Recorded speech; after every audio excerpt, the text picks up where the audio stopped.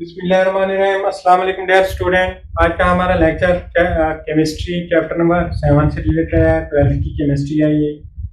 अपने इस लेक्चर में हम chapter 7 fundamental of organic chemistry को समराइज करेंगे, क्योंकि लास्ट लेक्चर में हमने क्या कर लिया था, इस चैप्टर को कंप्लीट कर लिया था। आपको इस लेक्चर का फायदा ये होना है कि आपका ये जो पूरा चैप्टर है ये रिवाइज हो जाएगा। आप इस चैप्टर में जितने भी रीजंस हैं, जो भी समझने वाली चीज़ें हैं, मेन पॉइंट्स हैं, वो हम क्या करेंगे, डिस्कस करेंगे। आपको ये लेक्चर इंशाल्लाह पेपर में हेल्पफुल रहेगा आपके लिए। आइए हम चलते हैं। फंडामेंटल ऑफ ऑर्गेनिक केमिस्ट्री में हमने सबसे पहले क्या देखना है, हमने सबसे पहले देखना है कि जो ऑर्गेनिक कंपाउंड है उनका ओरिजिन क्या था। What is the origin of organic compound?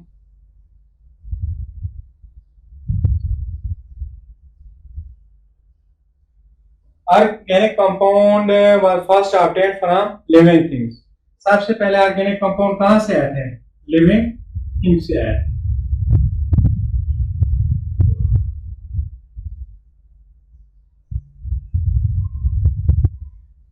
फिर क्या हुआ, जब ये लिविंग थिंग से हासिल हुए, साइंटिस्ट ने क्या किया, कोशिश की कि ऑर्गेनिक कंपाउंड को क्या करें, लेबोरेटरी में तैयार करें।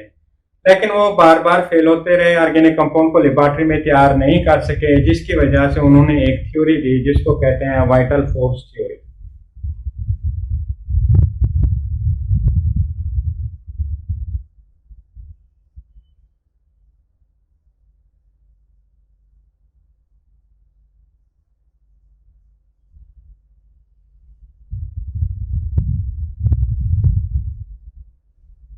वाइटल फोर्स थ्योरी में क्या कहा गया?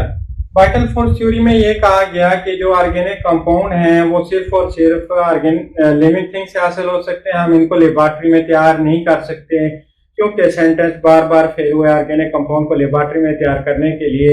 जब वो कोशिश करते थे हर बार फेल हो जाते थे। फिर उन्होंने क्या किया, उन्होंने एक थ्योरी दी, मजबूर होकर उन्होंने कहा कि हम ऑर्गेनिक कंपाउंड को लेबोरेटरी में तैयार नहीं कर सकते, ये सिर्फ और सिर्फ कुदरती तौर पर जिंदा जानदारों से हासिल किया जा सकते हैं।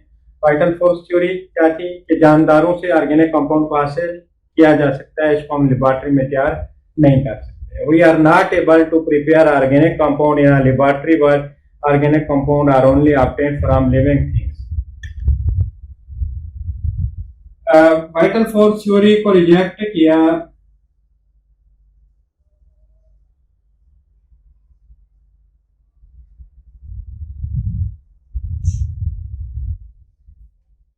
एफ वोलर ने। वाइटल फोर्स थ्योरी को किसने रिजेक्ट किया? फ्रेडरिक वोलर ने वाइटल फोर्स थ्योरी को रिजेक्ट किया। उसने कैसे रिजेक्ट किया?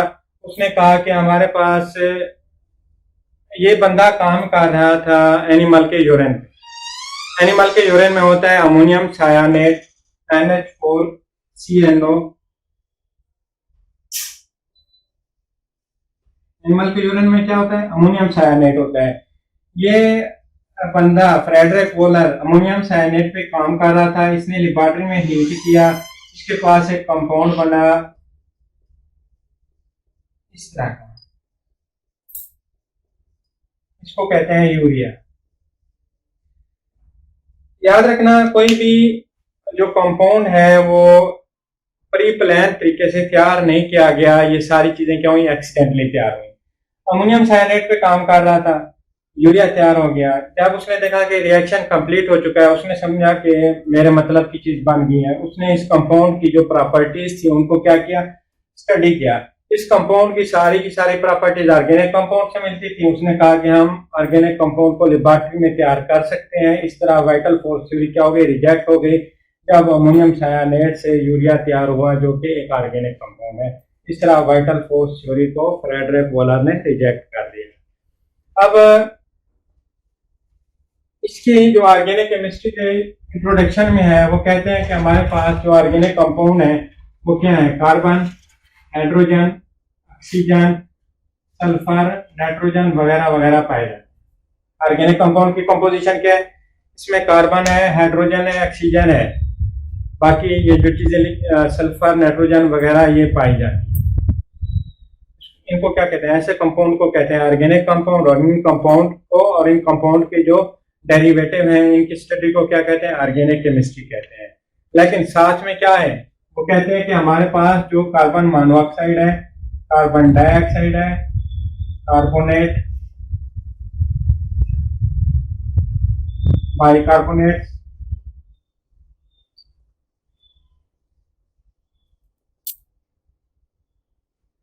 Are not organic.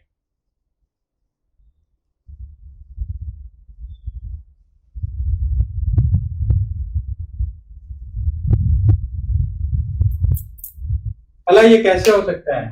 पहले डेफिनेशन में वो कह रहे हैं कि कार्बन, हाइड्रोजन, ऑक्सीजन जिन कंपाउंड में पाए जाए वो क्या है, ऑर्गेनिक कंपाउंड है। फिर वो कह रहे हैं कि carbon monoxide, carbon dioxide, carbonate और बाइकार्बोनेट ये कंपाउंड ऑर्गेनिक नहीं है। ऐसा तो नहीं होना चाहिए, क्योंकि इसमें कार्बन भी है, ऑक्सीजन भी पाया जाता है, इनमें कार्बन, हाइड्रोजन और ऑक्सीजन पाए जाते हैं कार्बोनेट, बाइकार्बोनेट में। फिर ऐसा क्यों है? ऐसा इसलिए है क्योंकि जो ऑर्गेनिक कंपाउंड हैं उनके ये शर्त है कि उनमें जो लिंकेज, मेजर लिंकेज कौन सी होनी चाहिए? कोवलेंट लिंकेज होनी चाहिए। मेजर लिंकेज कौन सी होनी चाहिए? Covalent linkage.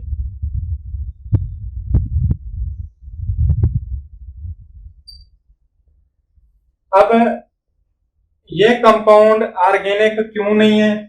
ये कंपाउंड ऑर्गेनिक इसलिए नहीं है क्योंकि carbon monoxide, carbon dioxide, carbonate और बाइकार्बोनेट में जो लिंकेज है वो कोवलेंट नहीं है, जिसकी वजह से हम इनको ऑर्गेनिक कंपाउंड की क्लास से बाहर निकाल देते हैं। ये थी इसकी रीजन, इस वजह से इनको ऑर्गेनिक कंपाउंड को, इन कंपाउंड को ऑर्गेनिक कंपाउंड की क्लास में नहीं रखा जाता। अब हम देखते हैं कि हमारे पास जो ऑर्गेनिक कंपाउंड मौजूद है वो तकरीबन 10 मिलियन ऑर्गेनिक कंपाउंड है। कितना? 10 मिलियन।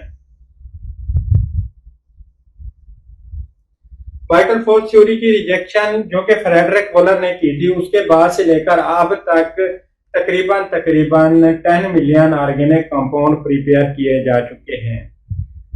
आखिर ये इतना बड़ी तादाद में कैसे मौजूद हो सकते हैं ऑर्गेनिक कंपाउंड? हालांकि हमारे पास जो पीरियोडिक टेबल है उसमें सिर्फ और सिर्फ 118 एलिमेंट मौजूद है।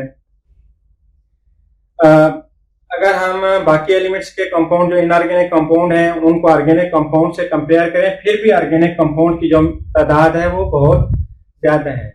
उसकी रीजन क्या है? उसकी रीजन है catenation, isomerism, rate of reaction, covalent linkage, अपना कंप्लेक्सिटी स्ट्रक्चर की। इस वजह से जो ऑर्गेनिक कंपाउंड हैं उनकी तादाद में इजाफा हो गया है। आइए देखते हैं कैटिनेशन क्या है। Catenation self linking property of carbon with other carbon element. Catenation सिर्फ वो एलिमेंट शो करते हैं जिनकी वैलेंसी 2 या 2 से ज्यादा होगी, और दूसरी बात ये कि उन एलिमेंट्स के जो बॉन्ड अपने एलिमेंट्स के साथ हैं वो ज्यादा मजबूत होने चाहिए बानिस्बत उन एलिमेंट के बॉन्ड किसी दूसरे एलिमेंट के साथ, खास तौर पर ऑक्सीजन के साथ।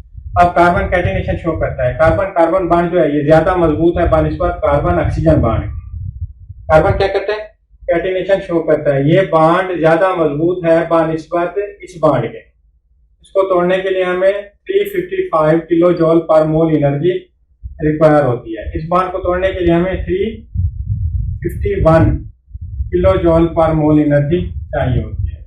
कैटिनेशन कौन शो करेगा? कैटिनेशन वो कंपाउंड शो करेंगे जिनके बॉन्ड अपने एलिमेंट्स के साथ ज्यादा मजबूत हों बानिस्बत उनके बॉन्ड किसी और एलिमेंट के साथ, खास तौर पर किसके साथ? ऑक्सीजन के साथ। अगर उनके बॉन्ड आपस में ज्यादा मजबूत होंगे तब क्या होगा? वो कैटिनेशन शो करेगा। अगर उनके बॉन्ड ऑक्सीजन के साथ खास तौर पर या किसी और एलिमेंट के साथ क्या होंगे? ज्यादा मजबूत होंगे बानिस्बत उनके अपने एलिमेंट्स के साथ बॉन्ड के, तब वो कैटिनेशन शो नहीं करते। यहाँ पर कार्बन कार्बन का जो बॉन्ड है ये ज्यादा मजबूत है, इसको तोड़ने के लिए 355 किलो जॉल पर मोल एनर्जी चाहिए।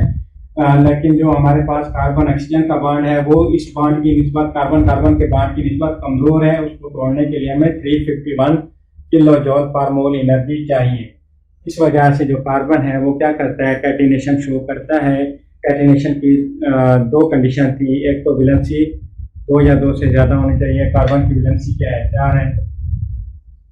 दूसरा उसका जो बॉन्ड है अपने एलिमेंट के साथ, कार्बन के साथ, वो ज्यादा मजबूत है बानिस्बत कार्बन ऑक्सीजन बॉन्ड के। ये दोनों अपना जो कंडीशन है कार्बन फुलफिल कर रहा है, जिसकी वजह से कार्बन कैटिनेशन शो करता है। अब इसकी कैटिनेशन शो करने की वजह से क्या बनते हैं? लॉन्ग चेन और रिंग स्ट्रक्चर बनते हैं, ग्रुप्स बनते हैं कंपाउंड के। जिसकी वजह से जो ऑर्गेनिक कंपाउंड है उनकी तादाद में रोज बरोज इजाफा हो रहा है। Isomerism is also playing an important role. इसमें क्या है, आइसोमरिज्म में क्या होता है?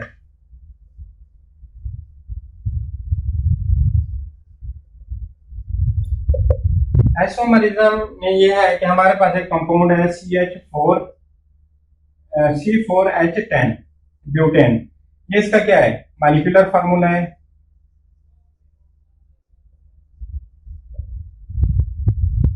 अब इसका स्ट्रक्चरल फार्मूला बना है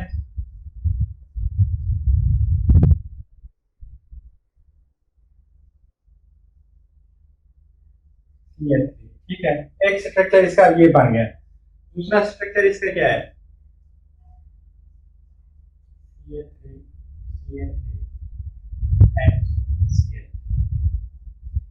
एक मॉलिक्यूलर फार्मूला है, कितने स्ट्रक्चर बना रहा है, दो स्ट्रक्चर बना रहा है। इसका मतलब यह है कि एक मॉलिक्यूलर फार्मूला के थ्रू हम दो कंपाउंड बना रहे हैं। ऑर्गेनिक कंपाउंड की क्या प्रॉपर्टी है, ऑर्गेनिक कंपाउंड आइसोमरिज्म शो करते हैं। मतलब वो एक अगर उनका मॉलिक्यूलर फार्मूला है तो वो उस मॉलिक्यूलर फार्मूला में मौजूद जो एलिमेंट्स हैं अपने आप को डिफरेंट वे में अरेंज करके क्या कर सकते हैं, डिफरेंट कंपाउंड बना सकते हैं जिनकी प्रॉपर्टीज क्या होंगी, फिजिकल प्रॉपर्टीज चेंज हो सकती हैं। इस तरह कंपाउंड के नंबर में क्या हो रहा है, इजाफा हो रहा है, तभी जो ऑर्गेनिक कंपाउंड है इतनी ज्यादा तादाद में पाए जाते हैं। अब और चीज क्या है, और चीज है रेट ऑफ रिएक्शन।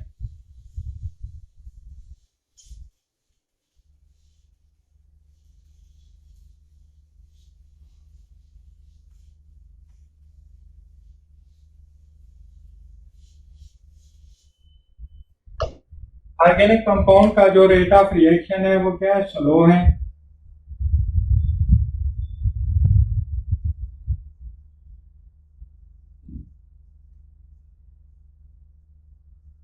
उसकी क्या रीजन है, उसकी रीजन ये है स्लो रेट ऑफ रिएक्शन है। ऑर्गेनिक कंपाउंड का रेट ऑफ रिएक्शन क्या है, स्लो है। उसकी रीजन क्या है, जो ऑर्गेनिक कंपाउंड है वो मॉलिक्यूलर नेचर के हैं।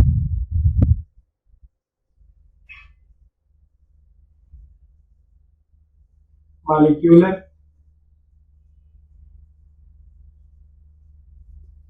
मॉलिक्यूलर नेचर का मतलब ये है, हमारे पास एक कंपाउंड है, सिंपल ऑर्गेनिक कंपाउंड ले रहे हैं, मीथेन CH4। अब ये क्या है, मीथेन का एक मॉलिक्यूल है, इसने क्या करना है, किसी और एलिमेंट के साथ रिएक्ट करना है। अब इस कार्बन के पास कोई अनपेयर्ड इलेक्ट्रॉन तो मौजूद नहीं है कि ये डायरेक्ट रिएक्ट कर ले। फिर इसको रिएक्ट करने के लिए क्या करना पड़ेगा, इनमें से किसी एक बॉन्ड को तोड़ना पड़ेगा।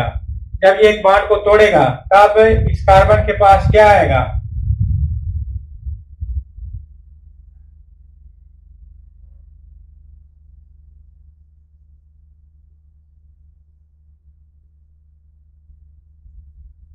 ये वाला बॉन्ड टूटा, इसके नतीजे में हाइड्रोजन तो निकल गया, इसके पास क्या आ गया, एक अनपेयर्ड इलेक्ट्रॉन आ गया। अब ये अनपेयर्ड इलेक्ट्रॉन की वजह से क्या करेगा, किसी भी एलिमेंट के साथ रिएक्ट करेगा जिसके नतीजे में ये न्यू बॉन्ड बनाएगा, न्यू कंपाउंड बनेगा। आप देखें ऑर्गेनिक कंपाउंड को रिएक्ट करने के लिए पहले क्या करना पड़ा, कंपाउंड में मौजूद जो एलिमेंट है उनके दरमियान बॉन्ड को तोड़ना पड़ा, अनपेयर्ड इलेक्ट्रॉन हासिल किया। अनपेयर्ड इलेक्ट्रॉन हासिल करने के बाद ही वो क्या कर रहा है, किसी और एलिमेंट के साथ रिएक्ट कर रहा है, फिर न्यू बॉन्ड बना रहा है। अब यहाँ पर इसको एक स्टेप ये लगा रिएक्शन में, दूसरा स्टेप कौन सा लगा, ये वाला लगा। ऑर्गेनिक कंपाउंड को रिएक्ट करने के लिए टू स्टेप से गुजरना पड़ता है, क्योंकि ये मॉलिक्यूलर नेचर के कंपाउंड है। पहले इनको बॉन्ड को तोड़ना पड़ता है, उसके बाद जाकर इनके पास अनपेयर्ड इलेक्ट्रॉन आता है, फिर ये रिएक्ट करते हैं किसी चीज के साथ, जाकर न्यू कंपाउंड बनाते हैं। कुछ टाइम कंज्यूम हुआ बॉन्ड ब्रेकिंग में, कुछ कंज्यूम हुआ बॉन्ड मेकिंग में। इस तरह जो टाइम है वो ज्यादा कंज्यूम हो रहा है ऑर्गेनिक रिएक्शन के रेट में। ऑर्गेनिक रिएक्शन में टाइम क्या हो रहा है, ज्यादा कंज्यूम हो रहा है। बॉन्ड तोड़ने में और बॉन्ड बनाने में दो मतलब डबल टाइम लग रहा है हमें। इसकी वजह से हम क्या कहते हैं, ऑर्गेनिक कंपाउंड की जो रिएक्शन है वो क्या है, स्लो है। उसके बाद हमारे पास इनकी कंडक्टिविटी क्या है, नॉन कंडक्टर है। क्यों, क्योंकि मॉलिक्यूलर नेचर है, इनके पास इलेक्ट्रॉन अवेलेबल नहीं है। अगर इलेक्ट्रॉन अवेलेबल नहीं है तो कंडक्ट ही नहीं करेंगे, क्योंकि करंट क्या होता है, फ्लो ऑफ इलेक्ट्रॉन को क्या कहते हैं, करंट कहते हैं। उसके बाद क्या है, उसके बाद है importance of organic compound. Organic compound की इंपॉर्टेंस।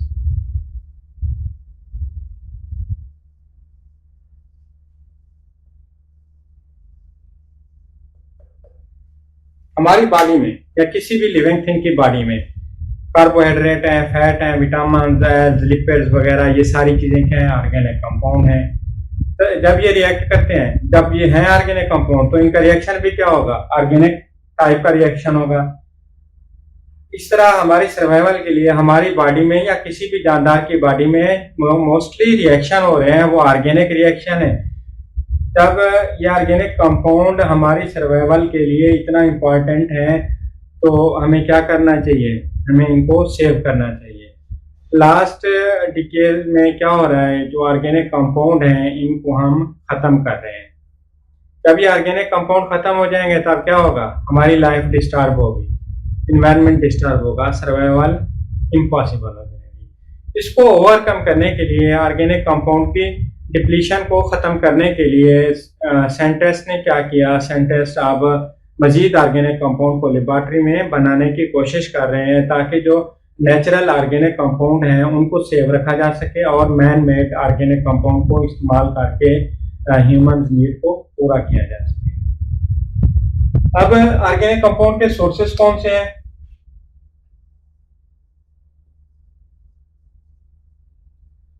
मेन सोर्स है फॉसिल फ्यूल। मेन सोर्स क्या है, फॉसिल फ्यूल। अब फॉसिल फ्यूल्स में आती हैं कोल,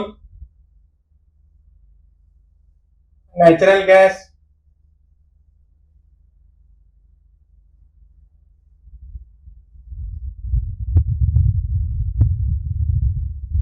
और पेट्रोलियम।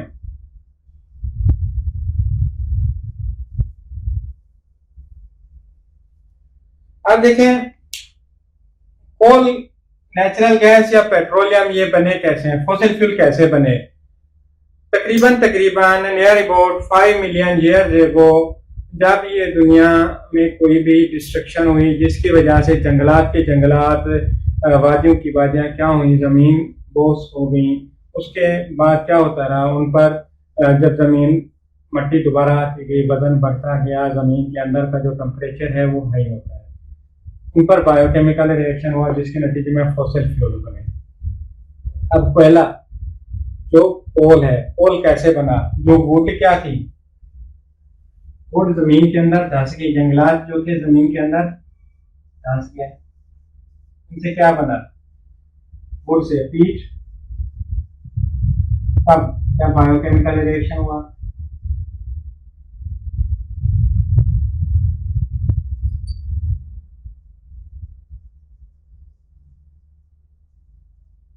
फिर हाई प्रेशर की वजह से क्या बना, एचपी लिख रहा हूं हाई प्रेशर के लिए,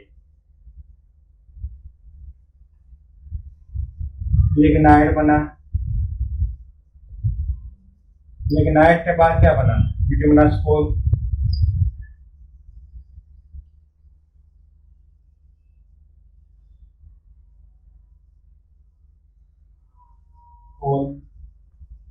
उसके बाद बना एंथ्रासाइट।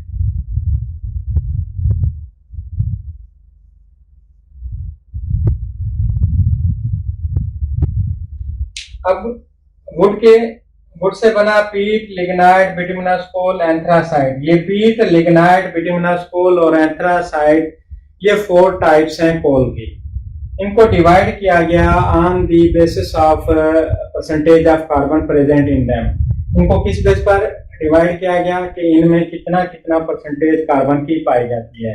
तो पीट है, पीट में पाई जाती है 60% कार्बन, लिग्नाइट में पाई जाती है 70% कार्बन, उसके बाद बिटुमिनस कोल में पाई जाती है 80% कार्बन,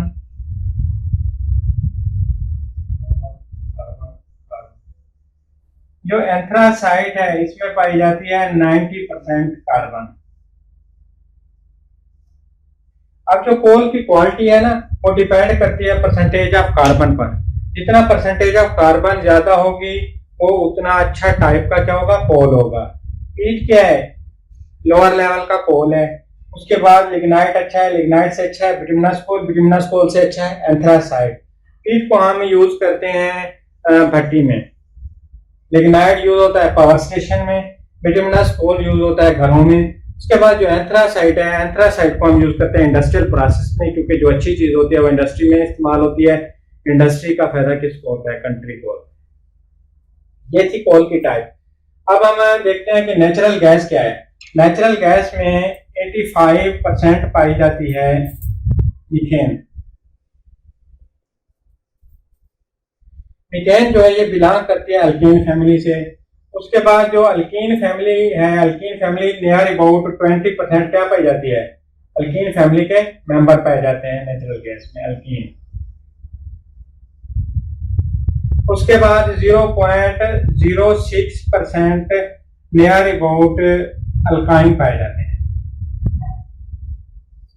अल्केन में क्या होता है, सिंगल बॉन्ड। मीथेन में सिंगल बॉन्ड है, ये अल्केन फैमिली से ताल्लुक रखती है। मतलब जो मेजर चीज है नेचुरल गैस में वो कौन सी पाई जाती है, मीथेन पाई जाती है, जो अल्केन फैमिली से ताल्लुक रखती है। 20% पाई जाती है अल्कीन, जिसमें डबल बॉन्ड होता है। 0.06% पाई जाती है अल्काइन, जिसमें क्या होता है, ट्रिपल बॉन्ड मौजूद होता है। अब पेट्रोलियम क्या है, सेडिमेंट्री रॉक्स, जमीन के नीचे से जब हम सोर्स ऑफ पेट्रोलियम को निकालते हैं तब उसमें क्या क्या चीजें शामिल होती हैं, उसमें sand particles, other compound, other organic compound भी प्रेजेंट होते हैं। तब उसका कलर होता है ब्लैकिश। उस जो चीज हमें सेडिमेंट्री रॉक से मिलती है ब्लैकिश कलर की, उसमें क्या क्या चीजें होती हैं, सैंड पार्टिकल, अदर कंपाउंड भी प्रेजेंट होते हैं। ये सोर्स है पेट्रोलियम का। इस ब्लैकिश कलर थिंग को हम क्या कहते हैं, क्राउड ऑयल। क्राउड ऑयल की हम क्या करते हैं, फिर डिस्टिलेशन करते हैं, उससे हमें क्या हासिल होती है, पेट्रोलियम हासिल होती है। क्राउड ऑयल की क्या करते हैं, डिस्टिलेशन, डिस्टिलेशन से हमें पेट्रोलियम हासिल होती है। जब पेट्रोलियम की फर्दर हम क्या करते हैं, अब पेट्रोलियम में भी डिफरेंट फ्रैक्शंस हैं। पेट्रोलियम की हम फ्रैक्शनल डिस्टिलेशन करते हैं। याद रखना, जो फ्रैक्शनल डिस्टिलेशन है ये की जाती है on the basis of separation of compound on the basis of there boiling point. Fractional distillation में हम कंपाउंड्स को उनके बॉइलिंग पॉइंट के अकॉर्डिंग सेपरेट करते हैं। और पेट्रोलियम की फ्रैक्शन से हमें हासिल होती हैं गैसोलीन, केरोसिनल, गैस-एल, पैराफिन्स, उसके बाद पेट्रोलियम कोक वगैरह, ये सारी चीजें हासिल होती हैं पेट्रोलियम की फ्रैक्शनेशन से। आइए हम चलते हैं, जो पेट्रोलियम की एक फ्रैक्शन है गैसोलीन, वो इंडस्ट्रियल इंपॉर्टेंट कंपाउंड है, मार्केट में भी उसकी बहुत ज्यादा डिमांड है, उसको डिस्कस करते हैं।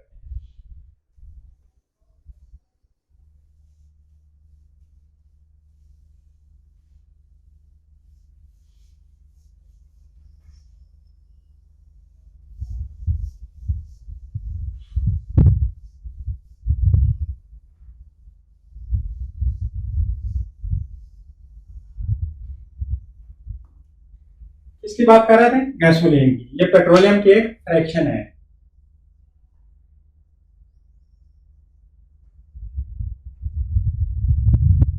जब पेट्रोलियम की हम फ्रैक्शनेशन करते हैं हमें हासिल होती है 20% गैसोलीन। यह हासिल होती है पेट्रोलियम की फ्रैक्शनल डिस्टिलेशन से।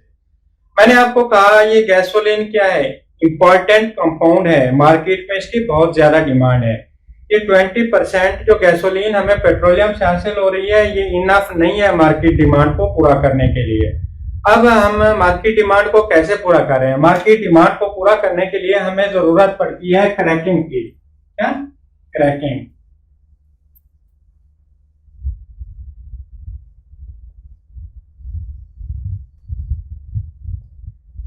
अब ये क्रैकिंग क्या है, क्रैकिंग करके पहले आप ये समझें कि क्रैकिंग है क्या। हमारे पास पेट्रोलियम की फ्रैक्शनेशन से मैंने आपको बताया था क्या क्या चीजें असल में, गैसोलीन, गैस-एल, केरोसिनल, पैराफिन, पेट्रोलियम कोक वगैरह। अब गैसोलीन तो इंपॉर्टेंट है, ये लोअर हाइड्रोकार्बन है। लोअर हाइड्रोकार्बन का मतलब यह है कि इसका जो मेल्टिंग अपना बॉइलिंग पॉइंट है वो क्या है, लो है, इसमें इसका जो मॉलिक्यूलर मास है वो लो है। अब हायर मॉलिक्यूलर मास वाली जो फ्रैक्शन हासिल होती है पेट्रोलियम से, फॉर एग्जांपल गैस है या कैरोसिन है, हम उनकी क्या करते हैं, क्रैकिंग करते हैं। कैरोसिन एल, गैस एल है हायर हाइड्रोकार्बन, इसका मतलब ये है उनके जो मॉलिक्यूलर मैसेस हैं वो बहुत ज्यादा हाई हैं। उसके बाद जब मॉलिक्यूलर मैसेस हाई होते हैं तो इंटरमॉलिक्यूलर फोर्सेस क्या होती हैं, स्ट्रांग होती हैं। ये हम देखेंगे अपना 8th चैप्टर में कि इंटरमॉलिक्यूलर फोर्सेस मॉलिक्यूलर मैस बढ़ने के साथ कैसे बढ़ती है। जब इंटरमॉलिक्यूलर फोर्सेस ज्यादा होंगी तब मेल्टिंग और बॉइलिंग पॉइंट भी क्या हो जाता है, हायर हाइड्रोकार्बन के मॉलिक्यूलर मैसेज ज्यादा होते हैं, उनके मेल्टिंग और बॉइलिंग पॉइंट भी ज्यादा होते हैं because of larger number of intermolecular forces present in them. हम क्रैकिंग करते हैं कैरोसिन है या गैस है, ये हायर हाइड्रोकार्बन है, इनको कन्वर्ट करते हैं लोअर हाइड्रोकार्बन में जिनके मेल्टिंग और बॉइलिंग पॉइंट क्या होते हैं, लो होते हैं। क्रैकिंग के थ्रू हम क्या कर रहे हैं, गैसोलीन की डिमांड को पूरा कर रहे हैं। अब फॉर एग्जाम्पल हमारे पास एक कंपाउंड है C16H34, जब हम इसको क्रैक करते हैं, क्रैक कहते हैं तोड़ना, इसको क्या करेंगे, तोड़ेंगे, छोटे छोटे पार्ट्स में तकसीम करेंगे, हमें हासिल होता है C7H16 plus ethene plus propyne.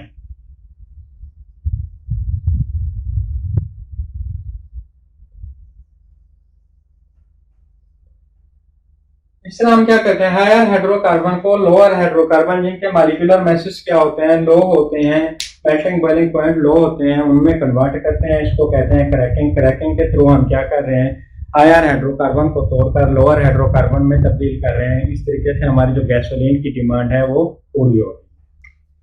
अब क्रैकिंग की टाइप्स हैं, थर्मल क्रैकिंग, कैटालिटिक क्रैकिंग और स्टीम क्रैकिंग। थर्मल क्रैकिंग में हम क्या करते हैं, हीट करके क्रैक करते हैं।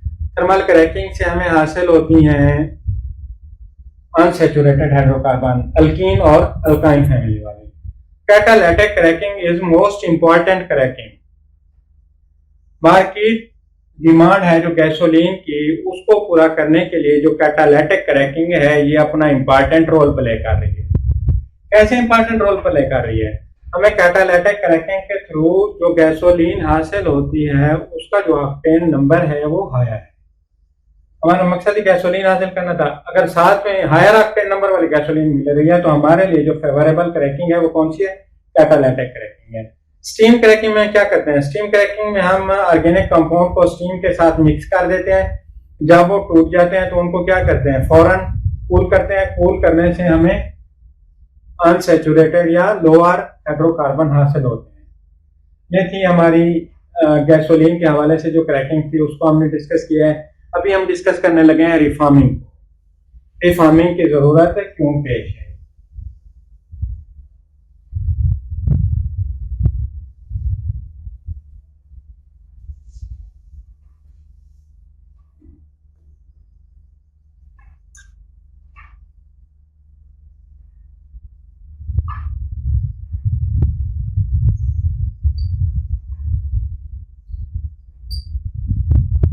ऐसा नाम से ही जाहिर है रीफॉर्म।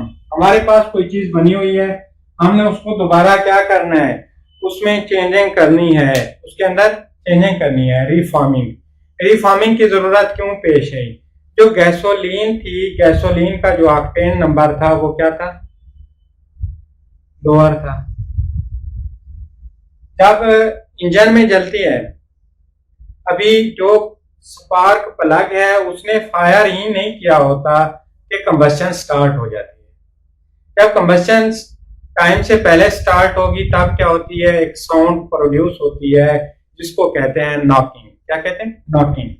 नॉकिंग साउंड प्रोड्यूस होती है, मेटालिक टाइप साउंड होती है, metallic sound known as knocking वो प्रोड्यूस होती है। क्या कह रहा हूं, जब हम किसी भी ऑर्गेनिक कंपाउंड को जो हम एज अ फ्यूल यूज करते हैं अपनी गाड़ियों में, उसको डालते हैं, हम गाड़ी अभी स्टार्ट कर रहे होते हैं, जो स्पार्क प्लग है उसने फायर ही नहीं किया होता कि उस कंपाउंड के जलने का अमल शुरू हो जाता है, जिसकी वजह से एक इंजन से एक आवाज पैदा होती है जिसको शार्प मेटालिक साउंड कहते हैं, नॉकिंग। अब नॉकिंग की वजह से क्या होता है, नॉकिंग की वजह से रिफॉर्मिंग की जरूरत क्यों पेश आई? नॉकिंग की वजह से जो इंजन है, इंजन डिस्ट्रॉय हो रहा है। अब हमने क्या करना है, अब गाड़ियों के इंजन को बचाना है, उसके लिए हमें जरूरत पेश आई रिफॉर्मिंग की। नॉकिंग को हमने कंट्रोल किया किससे? रिफॉर्मिंग से। अब रिफॉर्मिंग में हम क्या करते हैं, हमारे पास जो स्ट्रेट चेन हाइड्रोकार्बन होते हैं, क्या स्ट्रेट चेन सीधी चेन वाले जो हाइड्रोकार्बन होते हैं, उनको क्या करते हैं, हम कन्वर्ट करते हैं ब्रांच चेन हाइड्रोकार्बन में।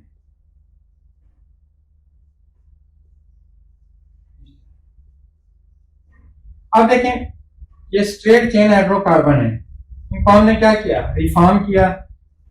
ये कंपाउंड में मौजूद जो कार्बन के एलिमेंट्स थे उनको क्या किया है हमने, ये स्ट्रेट चेन आ रही है, सारे कार्बन सीधी चेन में मौजूद है, हमने इधर क्या कर दिया, इसको ब्रांच चेन में कन्वर्ट किया है। एक कार्बन यहाँ पर ब्रांच की सूरत में आ गया, दूसरा यहाँ पर, तीसरा यहाँ पर। इसका फायदा क्या हुआ? इसका फायदा ये हुआ, जो स्ट्रेट चेन हाइड्रोकार्बन होते हैं उनके ऑक्टेन नंबर होते हैं लोअर, मतलब उनका जो कंबस्शन का अमल है वो इतना अच्छा नहीं होता। वो कंपाउंड जिनका ऑक्टेन नंबर लोअर होगा उनका कंबस्शन का अमल जो होगा वो अच्छा नहीं होगा। जो ब्रांच चेन हाइड्रोकार्बन है उनका कंबस्शन का अमल क्या होता है, अच्छा, जो कंबस्शन है उनकी वो स्मूथ होती है। ब्रांच चेन हाइड्रोकार्बन की कंबस्शन स्मूथ होती है, जिसकी वजह से हमने क्या किया, स्ट्रेट चेन हाइड्रोकार्बन को ब्रांच चेन हाइड्रोकार्बन में कन्वर्ट करके उनका ऑक्टेन नंबर इंप्रूव किया है और कंबस्शन का जो प्रोसेस है उसको इंप्रूव किया है, ताकि इन कंपाउंड के कंबस्शन की वजह से नॉकिंग प्रोड्यूस ना हो। इस तरह हमने क्या किया, रिफॉर्मिंग से नॉकिंग को कंट्रोल किया। अब रिफॉर्मिंग के अलावा भी नॉकिंग को कंट्रोल किया जा सकता है। कैसे कंट्रोल किया जा सकता है? हमारे पास जो ऑर्गेनिक कंपाउंड जिसको हम एज अ फ्यूल यूज कर रहे हैं उसमें क्या करता है, टेट्रा इथाइल लेड।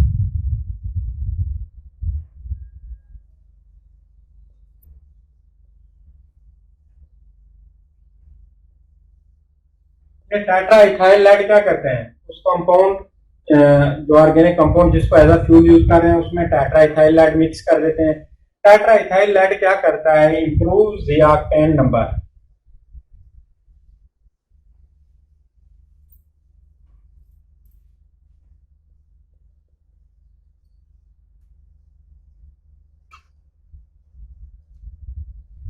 जब ऑक्टेन नंबर इंप्रूव होगा कंबस्शन का प्रोसेस क्या हो जाएगा, इंप्रूव हो जाएगा। रिफॉर्मिंग भी तो यही कर रही थी, रिफॉर्मिंग भी ऑक्टेन नंबर इंप्रूव कर रही थी। अब टेट्रा इथाइल लेड डाला, वो भी क्या कर रहा है, ऑक्टेन नंबर को इंप्रूव कर रहा है। लेकिन एडिटिव डालने का एक नुकसान है, वो क्या है, जब ये जलता है तब लेड ऑक्साइड प्रोड्यूस होता है। क्या? आफ्टर कंबस्शन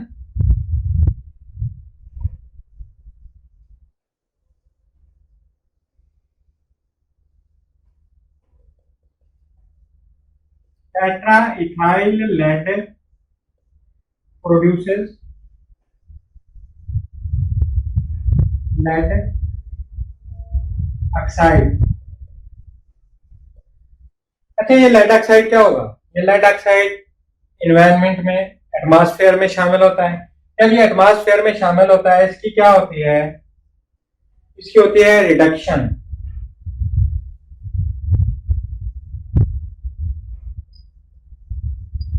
रिडक्शन कहते हैं रिमूवल ऑफ ऑक्सीजन को, एडिशन ऑफ इलेक्ट्रॉन को क्या कहते हैं, रिडक्शन कहते हैं।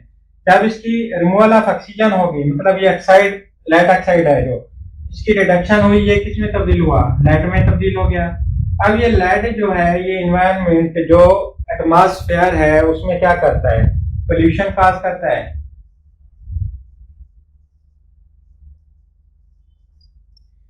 जब ये पोल्यूशन काज करेगा तो उसकी वजह से क्या होगा, एनवायरनमेंट सारा डिस्टर्ब होगा, हमारी लाइफ इफेक्ट होगी। जब हमारी लाइफ ही सेहतमंद नहीं होगी तो हमने इन चीज़ों का क्या करना है। इसकी वजह से ये जो टेट्राइथाइल लेड के थ्रू ऑक्टेन नंबर को इम्प्रूव करने का प्रोसेस है, इसको करेज नहीं करना चाहिए। अगर आपने ऑक्टेन नंबर इम्प्रूव ही करना है तो वो रिफॉर्मिंग के थ्रू करें। उसके बाद नेक्स्ट टॉपिक है हमारे पास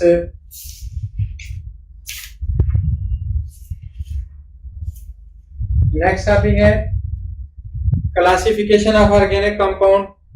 क्लासिफिकेशन ऑफ ऑर्गेनिक कंपाउंड में हम क्या करते हैं, ऑर्गेनिक कंपाउंड्स को उनके स्ट्रक्चर्स की बेस पर, उनमें मौजूद फंक्शनल ग्रुप की बेस पर क्या करते हैं, क्लासिफाई करते हैं। हमारे पास होमोसाइक्लिक, हेटेरोसाइक्लिक। होमोसाइक्लिक वो होते हैं जिसमें सारे के सारे कार्बन मौजूद हों साइकिल में, उसको होमोसाइक्लिक कहते हैं।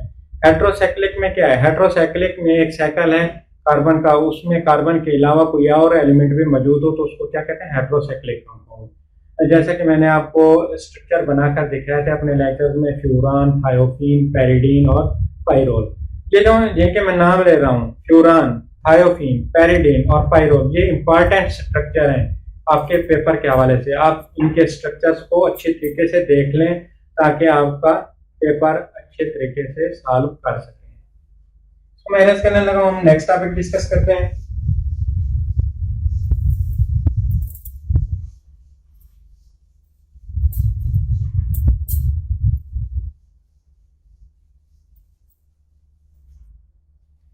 अब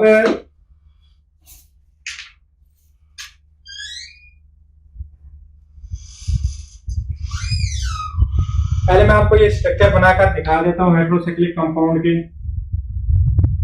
पैरिडीन,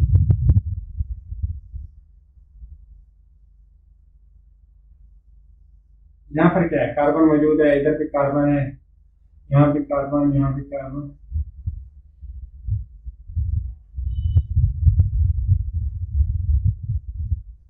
पैरिडीन में क्या है, 5 कार्बन मौजूद है साइकिल में, एक नाइट्रोजन मौजूद है, ये हेटेरोसाइक्लिक।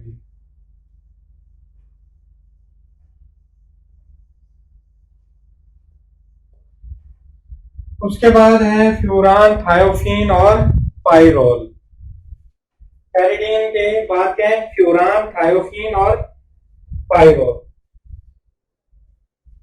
हेटेरोसाइक्लिक की क्या डेफिनेशन थी, हेटेरोसाइक्लिक की डेफिनेशन ये थी कि एक साइकिल जिसमें कार्बन एटम मौजूद हैं, तो कार्बन के अलावा भी कोई और कंपाउंड कोई एलिमेंट उसमें आ जाए, उसको क्या कहते हैं, हेटेरोसाइक्लिक कंपाउंड कहते हैं। ये है फ्यूरान।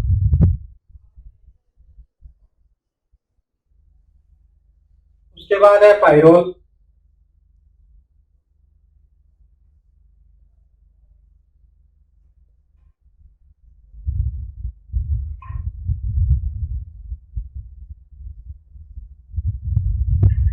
उसके बाद कौन सा है, उसके बाद है थायोफीन।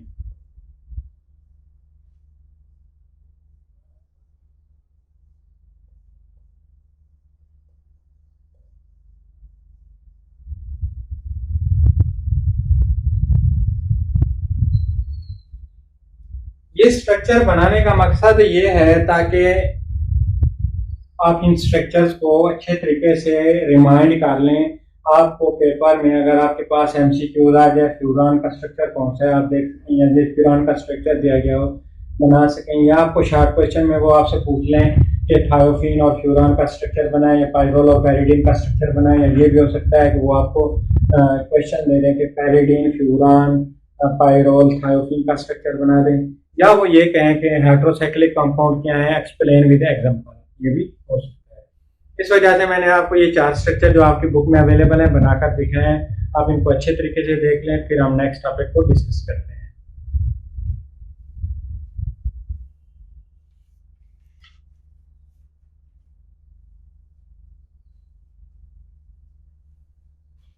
हमारा नेक्स्ट टॉपिक है फंक्शनल ग्रुप।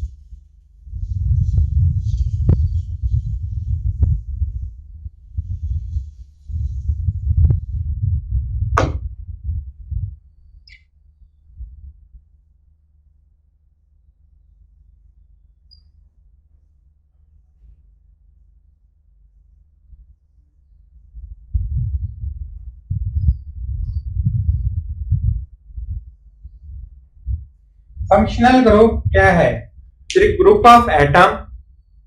फंक्शनल ग्रुप की डेफिनेशन करने लगे, ग्रुप ऑफ एटम,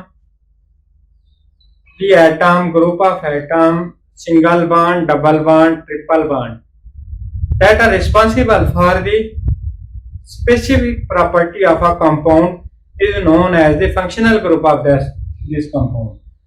कोई भी atom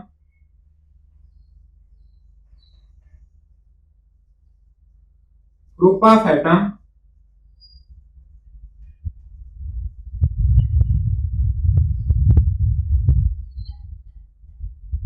single bond, double bond या ट्रिपल बॉन्ड। ये क्या करते हैं, किसी भी कंपाउंड को स्पेसिफिक प्रॉपर्टीज देते हैं। किसी भी कंपाउंड की स्पेसिफिक प्रॉपर्टी उसके फंक्शनल ग्रुप की वजह से होती है। ये है फंक्शनल ग्रुप हमारे पास। हमने क्या किया हुआ है, हमारे पास ऑर्गेनिक कंपाउंड की बहुत बड़ी तादाद मौजूद है। हमें उनको एक एक करके स्टडी करना हमारे लिए डिफिकल्ट है। हम क्या करते हैं, हम करते ही हैं कि उनको फंक्शनल ग्रुप के अकॉर्डिंग डिफरेंट क्लासेस में हमने डिवाइड किया हुआ है। अब हम जब एक क्लास है ना, उस क्लास के हमने प्रॉपर्टीज को फिक्स किया हुआ है। फॉर एग्जांपल ये सिंगल बॉन्ड वाले अल्केन है कि अल्केन की फला फला जनरल प्रॉपर्टीज हैं, फिक्स कर दिया। जितना भी अल्केन फैमिली से जितना भी कंपाउंड जिनमें कार्बन कार्बन के दरमियान थ्रू आउट सिंगल बॉन्ड मौजूद होगा, उनको अल्केन फैमिली में रखेंगे, कहेंगे कि इनकी जो जनरल प्रॉपर्टीज हैं यही है। फिर वो कंपाउंड जिनमें कार्बन कार्बन के दरमियान कहीं भी कम से कम एक डबल बॉन्ड मौजूद हो या एक से ज्यादा डबल बॉन्ड में मौजूद हो सकते हैं, उनको अल्कीन फैमिली में रखते हैं। अल्कीन फैमिली की जो जनरल प्रॉपर्टीज है हमने उनको फिक्स किया हुआ है। फिर हम कहते हैं कि इस कंपाउंड की प्रॉपर्टीज भी अल्कीन फैमिली के प्रॉपर्टीज से मिलती हैं। ऐसे कंपाउंड जिनमें कार्बन कार्बन के दरमियान कहीं भी एक सिंगल बॉन्ड या कहीं भी कार्बन कार्बन के दरमियान ट्रिपल बॉन्ड, कम से कम एक ट्रिपल बॉन्ड मौजूद हो या एक से ज्यादा ट्रिपल बॉन्ड भी मौजूद हो सकते हैं, ऐसे कंपाउंड को हम क्या करते हैं, अल्काइन फैमिली में रख देते हैं। अल्काइन फैमिली की जो प्रॉपर्टीज है वही उस कंपाउंड की प्रॉपर्टीज भी समझी जाती है। आइए हम देखते हैं कि चंद क्लासेस हैं हमारे पास। Some classes of organic compound on the basis of their functional group. अगर कार्बन के साथ OH ग्रुप मौजूद हो, कार्बन 4 बॉन्ड बना सकता है, तो हम इसकी वैलेंसी को पूरा कर देते हैं। अगर कार्बन के साथ OH ग्रुप लगा हुआ हो तो ये क्लास होगी अल्कोहल।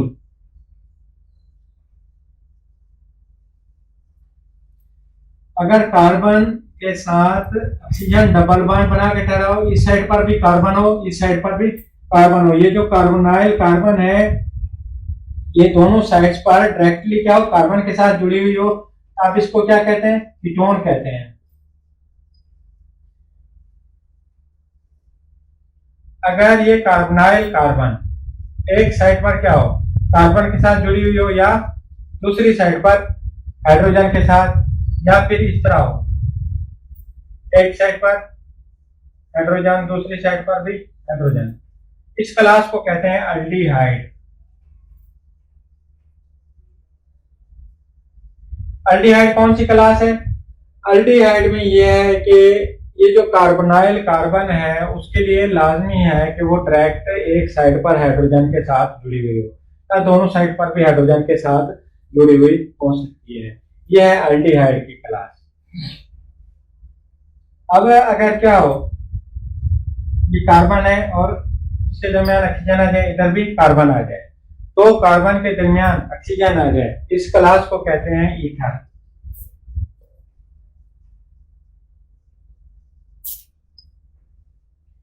एक और क्लास देख लें,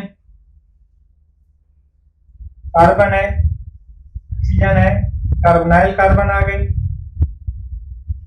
इस तरह, फिर आगे कार्बन। अच्छा, ये थे हमारे पास क्या, फंक्शनल ग्रुप। फंक्शनल ग्रुप हमारी टेक्स्ट बुक में अवेलेबल है। आप उन फंक्शनल ग्रुप को अच्छे तरीके से रिमाइंड कर लें, ताकि आपके पास अगर कोई भी ऑर्गेनिक कंपाउंड है उसमें जो फंक्शनल ग्रुप मौजूद हो, आप उसको देखकर आइडेंटिफाई कर दें कि ये कंपाउंड अल्कोहल से बिलोंग करता है, कीटोन से बिलोंग करता है, एल्डिहाइड से ताल्लुक रखता है, अपना एस्टर से ताल्लुक रखता है, या फिर ईथर से ताल्लुक रखता है, अमाइन से ताल्लुक रखता है, अल्केन से रखता है, अल्कीन से रखता है, या अल्काइन से रखता है। तो ये थे फंक्शनल ग्रुप। उसके बाद हम डिस्कस करते हैं नेक्स्ट टॉपिक जो हमारे पास मौजूद है, hybridisation. Hybridisation of orbital.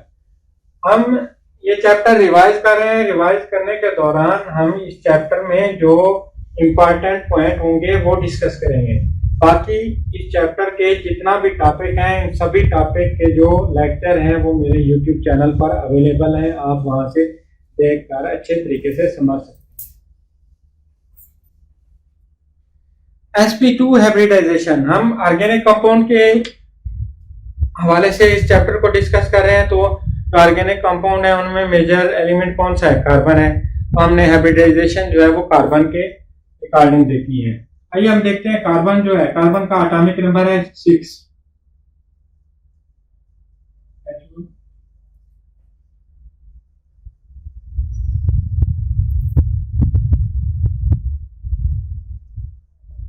Carbon का क्या एटॉमिक नंबर? 6 है। इसकी इलेक्ट्रॉनिक कॉन्फ़िगरेशन देखते हैं, 1s2 2s2 2px। क्योंकि p के क्या होते हैं? 3 लूप होते हैं, 2py और 2p। कितना एटॉमिक नंबर है? 6 है। 4 इनमें फिल हो गए, 4 इलेक्ट्रॉन, एक इलेक्ट्रॉन इधर जाएगा, दूसरा इलेक्ट्रॉन इधर। क्योंकि रूल्स हैं उनके अकॉर्डिंग ये है कि अगर इलेक्ट्रॉन को सेम एनर्जी वाले ऑर्बिटल अवेलेबल हो तो वो बजाय इसके के एक ही ऑर्बिटल में अपोजिट स्पिन के साथ जाए, वो क्या करते हैं, सेम एनर्जी वाले ऑर्बिटल में सेम स्पिन के साथ जाते हैं। जैसे ये भी ऊपर जा रहा है और ये भी ऊपर जा रहा है। ये है कार्बन की क्या? Ground state. हम कहते हैं जो बॉन्डिंग में हिस्सा लेते हैं वो कौन से इलेक्ट्रॉन होते हैं? अनपेयर्ड इलेक्ट्रॉन होते हैं। जब ये अनपेयर्ड इलेक्ट्रॉन बॉन्डिंग में हिस्सा लेते हैं तो कार्बन को क्या होना चाहिए? कार्बन को डाइवेलेंट होना चाहिए, 2 बॉन्ड बनाने चाहिए, क्योंकि इसके पास क्या है? 2 अनपेयर्ड इलेक्ट्रॉन मौजूद है। लेकिन कार्बन क्या करता है? 4 बॉन्ड बनाता है। इसकी क्या रीजन है, हमें ये देखना है। जब ये px और py वाले अनपेयर्ड इलेक्ट्रॉन बॉन्डिंग करते हैं, इनकी बॉन्डिंग के नतीजे में हीट खारिज होती है। क्या होती है? As a result of their energy is released. This energy is absorbed by electron of 2s orbital. जब ये क्या करेंगे? बॉन्डिंग करेंगे, एनर्जी रिलीज होगी। वो एनर्जी क्या होगी? इस 2s ऑर्बिटल का जो इलेक्ट्रॉन है ये जाज़्ब करेगा। जब ये एनर्जी जाज़्ब करेगा, इसकी एनर्जी क्या होगी? हायर होगी। हायर एनर्जी की वजह से ये 2s ऑर्बिटल से जंप करके 2pz जो कि ज्यादा एनर्जी वाला ऑर्बिटल है उसमें आ जाएगा। ये कौन सी थी? ग्राउंड स्टेट थी।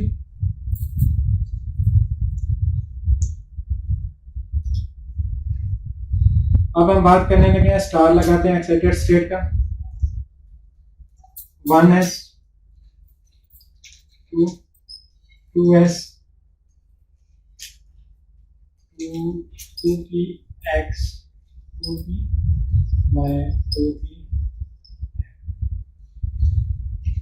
जहां पर 2px और 2py वाले इलेक्ट्रॉन क्या करेंगे? बॉन्डिंग करेंगे, एनर्जी रिलीज होगी, वो एनर्जी एब्जॉर्ब होगी 2s ऑर्बिटल वाले इलेक्ट्रॉन के पास।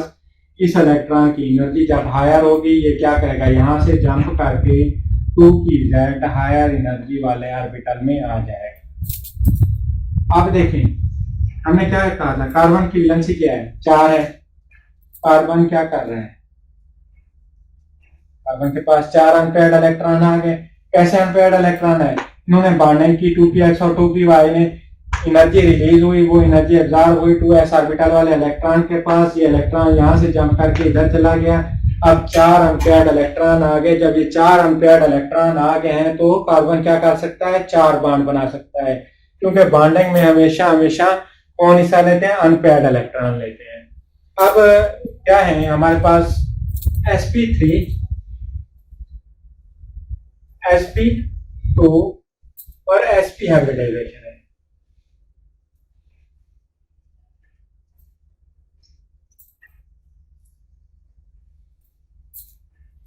sp3 में क्या होता है?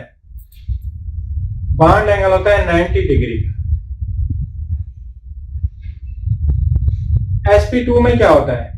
sp2 में बॉन्ड एंगल होता है 120 डिग्री का। sp में क्या होता है? 180 डिग्री का बॉन्ड एंगल होता है। आप कैसे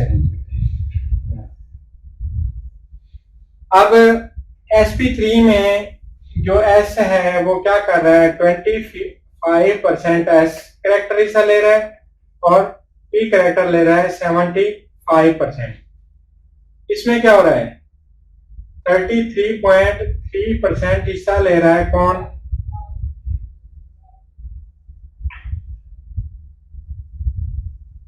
एस करेक्टर, और पी कितना ले रहा है, 66.6% पी हिस्सा ले रहा है। एसपी में क्या हो रहा है, 50% हिस्सा ले रहा है एस करेक्टर और 50% पी करेक्टर। अब आपको मैंने ये रेशो क्यों बताई, इस रेशो बताने का मतलब ये है कि जो एस ऑर्बिटल है वो क्या होता है, एस ऑर्बिटल आप देखें, इधर देखेंगे आपको समझ आ जाएगी। ये न्यूक्लियस है 1s 2s और 2p, ये क्या है 1s ऑर्बिटल है, ये 2s ऑर्बिटल आ गया, 1s 2s 2p। ऐसे करेक्टर यहां पर क्या है 25% है, पी करेक्टर 75% है। इधर क्या है, एस करेक्टर बढ़ रहा है, इसमें इन दोनों से एस करेक्टर ज्यादा है। जिस कंपाउंड में जितना ज्यादा एस करेक्टर होगा वो कंपाउंड उतना ही एसिडिक होगा। इसकी रीजन क्या है, इसकी रीजन ये है कि जो न्यूक्लियस है उसके करीब तरीन कौन सा ऑर्बिटल है, एस ऑर्बिटल है। जितना ऑर्बिटल न्यूक्लियस के करीब तरीन होगा, न्यूक्लियस इलेक्ट्रॉन को उतना क्या करेगा, कशिश करेगा, जिसकी वजह से बॉन्ड में क्या आएगी, पोलैरिटी आएगी। एस के इलेक्ट्रॉन को न्यूक्लियस क्या करता है, ज्यादा कशिश के साथ अपनी तरफ खींचता है, बाकी जो हाइड्रोजन के साथ कार्बन का बॉन्ड बनेगा, क्योंकि कार्बन का जो न्यूक्लियस है वो कार्बन के एस ऑर्बिटल के इलेक्ट्रॉन को अपनी तरफ खींच रहा होता है। क्यों, क्योंकि ये एस ऑर्बिटल न्यूक्लियस के करीब तरीन है, जिसकी वजह से बॉन्ड में क्या आ जाएगी, पोलैरिटी आएगी। बॉन्ड पोलैरिटी आएगी तो किस तरफ मूव करेगा, कंपाउंड एसिडिटी की तरफ मूव करेगा। समझ आई, जितना ज्यादा एस करेक्टर होगा उतना ज्यादा कंपाउंड एसिडिटी की तरफ जाएगा। अब इन तीनों में से कौन एसिडिक है, एसपी वाले। एसपी वाले क्या एसिडिक है, ये कौन सी क्लास है, ये है अल्काइन की क्लास। इसमें क्या होंगे, 3 बॉन्ड बनेंगे, 2 पाई बॉन्ड और 1 सिग्मा बॉन्ड। एसपी वाले कौन होते हैं, इधर लिख लेते हैं। sp3 वाले क्या है, सिंगल बॉन्ड रखते हैं, ये है अल्केन फैमिली। इसमें क्या होता है, सिंगल बॉन्ड मौजूद होता है कार्बन कार्बन के। जो sp2 वाले हैं, sp2 वाले हैं अल्कीन फैमिली से ताल्लुक रखते हैं। इसमें क्या है, कार्बन कार्बन के दरमियान डबल बॉन्ड मौजूद होता है। और sp वाले क्या है, अल्काइन फैमिली से बिलोंग करते हैं। इसमें क्या होता है, ट्रिपल बॉन्ड मौजूद होता है। अब इनमें से कौन ज्यादा एसिडिक है, अल्काइन वाले क्या है, ज्यादा एसिडिक है, क्योंकि उनमें एस कैरेक्टर क्या पाया जाता है, सबसे ज्यादा एस कैरेक्टर पाया जाता है। अल्काइन फैमिली ट्रिपल बॉन्ड वाले सबसे ज्यादा एसिडिक है, उसके बाद ये है, उसके बाद ये थी हमारी हाइब्रिडाइजेशन की जनरल डिस्कशन, जिसमें हमने इंपॉर्टेंट पॉइंट्स को रिपीट किया है। जितने भी पॉसिबल शॉर्ट क्वेश्चन बन सकते थे वो मैंने आपके साथ शेयर किए। अब हम चलते हैं एसोमरिज्म की तरफ। आप इसको देख लें एक नजर। लास्ट टॉपिक है इस चैप्टर का, एसोमरिज्म।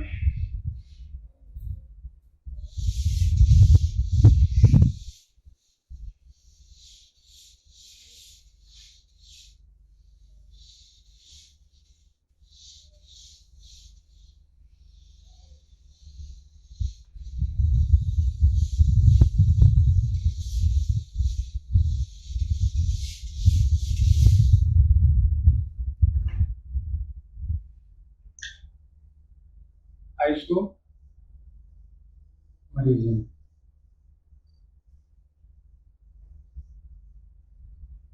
एसोमरिज्म की डिस्कशन से पहले हमें एसोमर्स के बारे में पता होना चाहिए। एसोमर क्या है, the compound having same molecular formula but different structural formula are known as isomer and this phenomena is known as एसोमरिज्म।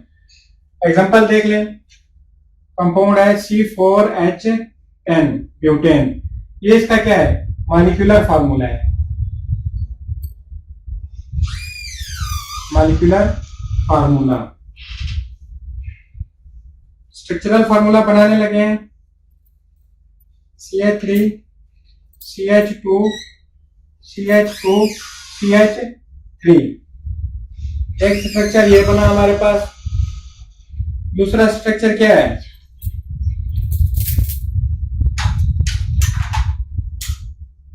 इस तरह का स्ट्रक्चर बना है। पहला स्ट्रक्चर है स्ट्रेट चेन, इसको कहते हैं नॉर्मल ब्यूटेन। दूसरे स्ट्रक्चर क्या है, ब्रांच चेन है। इस मिथाइल ग्रुप की वजह से चेन क्या हो गई, ब्रांच हो गई, इसको कहते हैं ब्रांच चेन स्ट्रक्चर। अब जो ब्रांच चेन स्ट्रक्चर है, इस कंपाउंड को कहते हैं एसोब्यूटेन। स्ट्रेट चेन वाले को कहते हैं नॉर्मल ब्यूटेन, ब्रांच चेन वाले को कहते हैं एसोब्यूटेन। जितना ज्यादा इनका मॉलिक्यूलर फॉर्मूला क्या है, दोनों कंपाउंड का सेम ही है लेकिन स्ट्रक्चर डिफरेंट है। ये आपस में एसोमर है, इस फिनोमिना को एसोमरिज्म कहते हैं। जो मीथेन है CH4 मीथेन और प्रोपेन, ये जो कंपाउंड है ये आइसोमरिज्म शो नहीं करते क्योंकि इनके जो स्ट्रक्चरल फार्मूला है उसको जैसे भी लिखें वो सेम ही रहता है।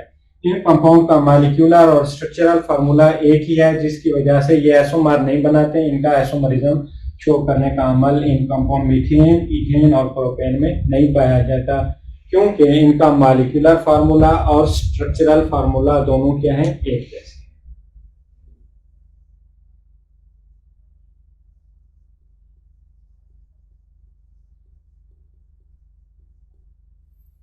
अच्छा, जैसे जैसे नंबर ऑफ कार्बन बढ़ते जाएंगे नंबर ऑफ आइसोमर बढ़ते जाएंगे, इस तरह ऑर्गेनिक कंपाउंड की तादाद में भी क्या होता जाएगा, इजाफा होता जाएगा। आइसोमरिज्म की टू टाइप्स हैं, स्ट्रक्चरल आइसोमरिज्म, दूसरी क्या है जियोमेट्रिकल आइसोमरिज्म या सिस ट्रांस आइसोमरिज्म।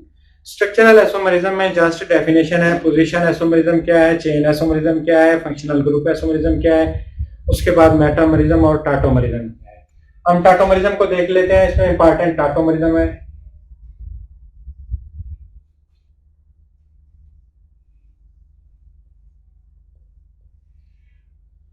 टाटोमरिज्म शो करते हैं अमाइनो एसिड, अमाइनो एसिड कैसे शो करते हैं, एक कार्बन है हमारे पास, यहाँ पर कार्बोक्सिल ग्रुप अटैच होता है अमाइनो एसिड में, यहाँ पर अमाइनो ग्रुप, अमाइनो ग्रुप के नाइट्रोजन के पास 2 इलेक्ट्रॉन होते हैं, ये हाइड्रोजन भी हो सकता है और ये आर्केन अल्काइल चेन है। अब इसमें क्या है, इस कंपाउंड में 2 टाइप के फंक्शनल ग्रुप हैं, कार्बोक्सिल ग्रुप और अमाइनो ग्रुप। जो कार्बोक्सिल ग्रुप है ये क्या है, एसिडिक ग्रुप है, ये बेसिक ग्रुप है। एसिड का काम होता है प्रोटॉन देना, इस कार्बोक्सिल ग्रुप से प्रोटॉन क्या होगा, शिफ्ट होगा अमाइनो ग्रुप की तरफ। अब इलेक्ट्रॉन शिफ्ट हो गया, 2 हाइड्रोजन थे, प्रोटॉन शिफ्ट हो गया, 2 हाइड्रोजन थे, 3 हाइड्रोजन हो जाएंगे। यहाँ पर इस पर क्या आएगा, जमा का चार्ज आएगा क्योंकि उसने लोन पेयर अपना यूज किया है इस हाइड्रोजन के साथ। यहां पर से प्रोटॉन निकल गया था, नेगेटिव चार्ज आएगा, ये चीज बनेगी हमारे पास, इसको कहते हैं ज़्वीटराइन।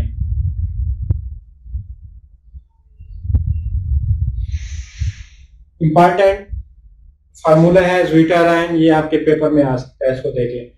टाटोमरिज्म में क्या होता है, टाटोमरिज्म में यह होता है कि प्रोटॉन शिफ्ट होता है within a compound from one functional group to another functional group.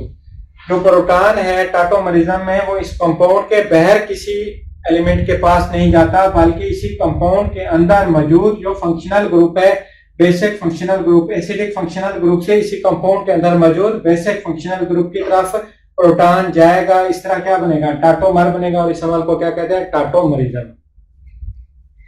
हमने क्या देखना है, हमने देखना है जियोमेट्रिकल आइसोमरिज्म और सिस ट्रांस आइसोमरिज्म, ये इंपॉर्टेंट है।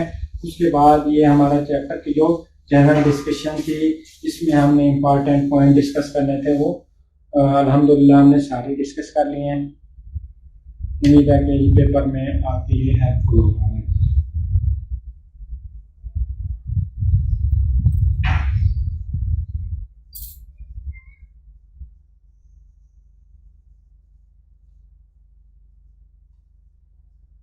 सिस ट्रांस आइसोमरिज्म के लिए लाजमी है कि जो compound cis trans isomerism show कर रहे हैं उनके जो कार्बन एटम है उनके दरमियान डबल बॉन्ड लाजमी तौर पर मौजूद।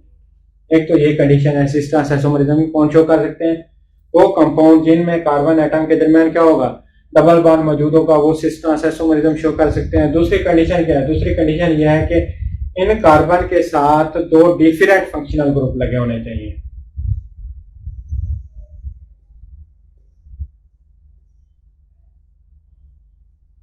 इन कार्बन के साथ क्या होने चाहिए? वो कार्बन जो आपस में डबली बॉन्डेड हैं उनके साथ जो अटैचमेंट है वो दो डिफरेंट एलिमेंट होने चाहिए। ये क्लोरीन है, हेलोजन से ताल्लुक रखता है, ये क्या है? हाइड्रोजन है। अभी हमने क्या देखना है? हमने देखना है कि सिस ट्रांस आइसोमरिज्म सिर्फ अल्कीन ही क्यों शो करती है, डबल बॉन्ड वाली, अल्केन या अल्काइन शो क्यों नहीं करती? आप देखें हमारे पास यहां पर ये है अल्केन फैमिली,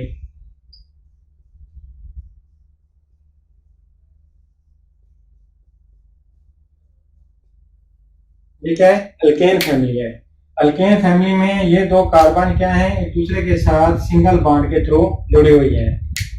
आप इस मार्कर को जो कैप है इसको क्या समझें? क्लोरीन समझें। हमने क्या करना होता है सिस ट्रांस आइसोमरिज्म में? हमने इन ग्रुप्स की पोजीशन को फिक्स करना होता है। आइए हम देखते हैं जो अल्केन है, क्या अल्केन सिंगल बॉन्ड वाले, क्या इनमें इन फंक्शनल ग्रुप की जो पोजीशन है वो फिक्स है या नहीं है? देखिए मार्कर की कैप क्या है? क्लोरीन है। ये जो कार्बन है ये सिंगल बॉन्ड के साथ जुड़ा हुआ है, ये ऐसे क्या कर सकता है? अपनी पोजीशन तब्दील कर सकता है। आप देखें इसने क्या किया, अपनी पोजीशन तब्दील की। क्लोरीन क्या हुआ? ऊपर से नीचे की तरफ आ गया, फिर ये ऊपर जा सकता है। इस तरह जो अल्केन है, अल्केन में हम जो फंक्शनल ग्रुप हमारे पास मौजूद होते हैं उनकी पोजीशन को फिक्स नहीं कर सकते, क्योंकि जो कार्बन एटम है वो सिंगल बॉन्ड के थ्रू एक दूसरे के साथ जुड़ी हुई है। वो जब रोटेट करती हैं तो फंक्शनल ग्रुप की पोजीशन चेंज होती रहती है, जिसकी वजह से जो अल्केन है वो सिस ट्रांस आइसोमरिज्म शो नहीं करते। अल्कीन में क्या होता है? अल्कीन में आप देखें ये हमारे पास कार्बन है, इसको क्या समझे? कार्बन समझे। ये मेरे हाथ को भी कार्बन समझे, इस मार्कर को भी कार्बन समझे। हमने क्या किया हुआ है? हमने दो कार्बन को डबल बॉन्ड के थ्रू एक दूसरे के साथ जोड़ा हुआ है। आया अब देखें क्या ये कार्बन रोटेट कर सकता है? अपनी मर्जी के साथ नहीं कर सकता, क्योंकि हमने इसकी जो रोटेशन है उसको लॉक कर दिया है थ्रू डबल बॉन्ड। ये आप रोटेट नहीं कर सकता। इस वजह से जो फंक्शनल ग्रुप हैं उनकी पोजीशन क्या हो जाती है? फिक्स हो जाती है। इस तरह जो अल्कीन है ये सिस ट्रांस आइसोमरिज्म शो करते हैं, अल्केन शो नहीं करते। अल्कीन शो करती हैं। अल्कीन कौन सी होती हैं? डबल बॉन्ड वाली होती हैं। अब देखिए क्या अल्काइन भी शो करती हैं?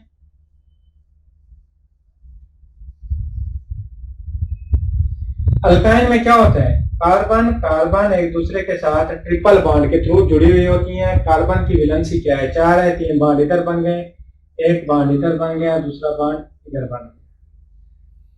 हमने क्या कहा था? हमने दो कंडीशन रखी थी। एक तो क्या हो, कार्बन की रोटेशन ना हो, उसको हमने डबल बॉन्ड के थ्रू क्या कर लिया था? लॉक कर लिया था। दूसरी ये थी कि जो कार्बन कार्बन आपस में डबल बॉन्ड के थ्रू जुड़ी हुई हैं उनके साथ जो एलिमेंट अटैच होने चाहिए वो दो डिफरेंट एलिमेंट होने चाहिए। जैसे ये क्लोरीन है, ये हाइड्रोजन है, इधर ये क्लोरीन है, ये हाइड्रोजन है। इस कार्बन के साथ भी दो डिफरेंट एलिमेंट अटैच हैं, इस कार्बन के साथ भी दो डिफरेंट एलिमेंट अटैच हैं। अच्छा इसमें क्या हुआ? कार्बन की रोटेशन तो अल्काइन में लॉक हो गई। हमने क्या किया? ट्रिपल बॉन्ड के थ्रू इन कार्बन की जो रोटेशन है उसको लॉक कर लिया। लेकिन जो अल्काइन है, अल्काइन में क्या होता है? अल्काइन में जो एलिमेंट है कार्बन जो आपस में ट्रिपल बॉन्डेड है, ये सिर्फ और सिर्फ आगे एक एलिमेंट के साथ जुड़ी हुई है, दो एलिमेंट के साथ नहीं जुड़ी हुई। इसकी दूसरी जो कंडीशन है वो फुलफिल नहीं हो रही, जिसकी वजह से हम कहते हैं कि जो अल्काइन है ये भी सिस ट्रांस आइसोमरिज्म शो नहीं करते। सिस ट्रांस आइसोमरिज्म सिर्फ और सिर्फ अल्कीन शो करती है। और देखते हैं सिस कौन से होते हैं और ट्रांस कौन से होते हैं। फिर इस लेक्चर को एंड करते हैं इंशाल्लाह।